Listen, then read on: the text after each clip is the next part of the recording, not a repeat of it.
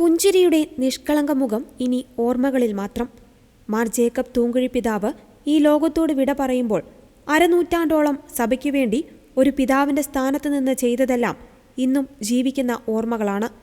സഭയുടെ വിദ്യാഭ്യാസ രംഗത്തെ പുരോഗതിക്ക് വഴികാട്ടിയ ദീർഘദർശിയായിരുന്നു തൂങ്കുഴി പിതാവ്.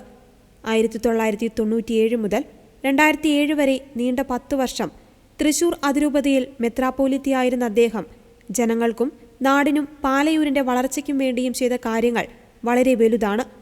Thrissur jubilee mission medical college, nursing college, Cheruthuruthy Jyothi engineering college, മുള്ളൂർക്കരയിലെ മഹാജൂബിലി മിഷൻ മെഡിക്കൽ കോളേജ്, മുളയം മേരിമാത മേജർ സെമിനാരി, പെരിങ്ങണ്ടൂരിലെ എയ്ഡ്സ് രോഗികളെ സംരക്ഷിക്കുന്ന Mar Kundukulam memorial research and rehabilitation centre എന്നിവയും തൃശൂർ അതിരൂപതയുടെ പൊൻതൂവലായ ഏഷ്യയിലെ തന്നെ ഏറ്റവും വലിയ ഏകദിന തീർത്ഥാടനമായ പാലയൂർ മഹാതീർത്ഥാടനം തുടങ്ങി പാലയൂരിൽ saint Franciscan school, saint Joseph TTI എന്നീ സ്ഥാപനങ്ങൾ തുടങ്ങുവാൻ നേതൃത്വം നൽകിയതും പാലയൂരിൻ്റെ സ്വന്തം പിതാവ് തന്നെ.